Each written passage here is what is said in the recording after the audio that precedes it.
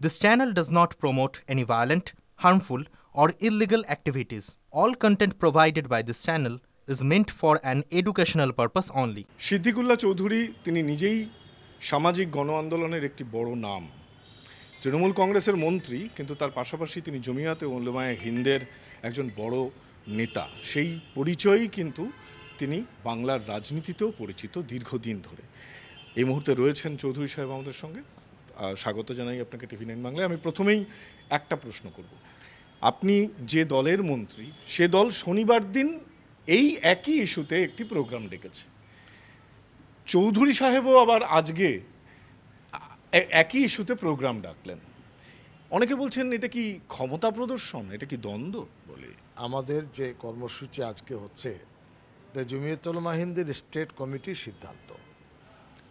1 মাস থেকে 1 মাস 10 দিন আগে আমাদের অফিস থেকে প্রসেস শুরু হয়েছে। সেটা লালবাদরও জানে, ফুইট উইলিয়াম যারা পারমিশন দেন তারাও জানেন। সেই মোতাবেক আমরা ধাপে ধাপে এগিয়ে গেছি। এবং যেহেতু সংগঠন বড় সাংগঠনিকভাবে জেলা বিভিন্ন কয়েকটি জেলা মিলে আমি নিজে সভা করেছি কর্মীদের। এই করতে করতে আজকে 28 তারিখ আমাদের সামনে এসেছে।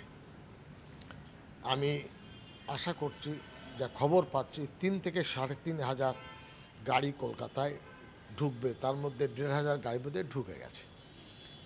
এবং রানী রাসমণি থেকে নিয়ে জওহরলাল নেহেরু 2 দিকে মানুষজন বসবে। কলকাতা পুলিশের কোঅপারেশন আছে, তারা অন্য পুলিশের তুলনায় যথেষ্ট নিষ্ঠাবান। রইল আগামীকাল টিএমসি ডেকেছে শনিবার মানে 30 তারিখ। আমাকে বলেছিল ওই দিন আমার নর্থ বেঙ্গলে শিলিগুড়িতে বইমেলা। আমি ববি হাকিমকে বলেছি, দাদা ভাই আমি থাকতে পারবো না। তারপরে এই যে সভা ডেকেছে আমার জানা নেই। আপনার জানা নেই? না, আমার মারাত্মক কথা বলছি। আমি যা বলছি ঠিকই বলছি। এই যে মাইনরিটি সেল সভা ডেকেছে, সিদ্দিকুল্লাহ চৌধুরী জানেন না? কালকে আমার সাথে দেখা হয়েছে মোশাররফের, তিনি বলছেন দল থেকে বলেছে। আমি বললাম তোমার তো উচিত ছিল, আমাদের বড় প্রোগ্রাম হচ্ছে, করো প্রোগ্রাম। আমাদের তো শক্তি প্রদর্শন নয়, আমাদের অস্তিত্বের লড়াই। সাংবিধানিক দিবস পালিত হলো, এবং 2 দিন বক্তব্য হলো। সংবিধান আমাদের অধিকার দিয়েছে, আমাদের অধিকারের কথা আমরা বলবো না, বলবে কে? দল ডেকেছে, দলের শক্তি আছে, দলের সাথে আমার কোনো লড়াই নেই। কিন্তু আমাদের লড়াইটা আমাদের লড়তে হবে, দীর্ঘদিন লড়তে হবে। আমরা একেবারে শেষ মাথা পর্যন্ত লড়ে যাব, এ কথার আজকে আমরা ঘোষণা করব। চৌধুরী সাহেব, আপনার সঙ্গে কথা বলতে বলতে আজকে সকালবেলা বেশিক্ষণ সময় আটকাবো না, কিন্তু জমি অধিগ্রহণ বিরোধী আন্দোলন যখন মমতা বন্দ্যোপাধ্যায় লড়ছিলেন, নানা সংগঠন নানা রাজনৈতিক দলও তার সঙ্গে যুক্ত হচ্ছিলেন।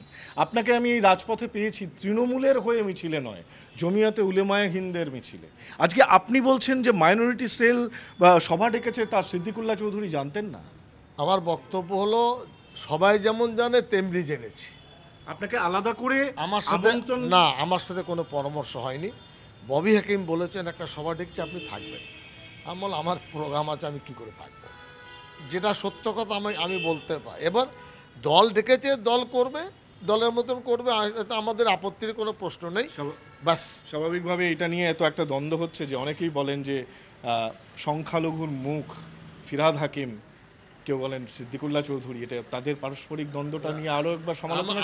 আমার বক্তব্য, ফিরহাদ হাকিম রাজনৈতিকভাবে আমার থেকে বড়, আমি স্বীকার করি। কিন্তু বাংলায় মুসলিম সংগঠন জমিয়তুল উলামা হিন্দের ধারে কাছে কেউ নেই, এটাও স্বীকার করতে হবে। খুবই গুরুত্বপূর্ণ, খুবই তাৎপর্যপূর্ণ বার্তা দিয়ে গেলেন সিদ্দিকুল্লাহ চৌধুরী। রাজনীতিতে ফিরহাদ হাকিম আমার চেয়ে অনেক বড়, কিন্তু মুসলিম সংগঠন বা মুসলমানের আশা আকাঙ্ক্ষার প্রতিফলন ঘটানোর ক্ষেত্রে জমিয়াতে উলেমায়ে হিন্দের কোনো তুলনা হয় না। দ্বন্দ্ব একেবারে স্পষ্ট, এবং যে অভিযোগটা করছে রাজনৈতিক মহল। ক্যামেরায় দীপঙ্কর দাশগুপ্তর সঙ্গে সৌরভ গুহ, টিভি9 বাংলা, কলকাতা।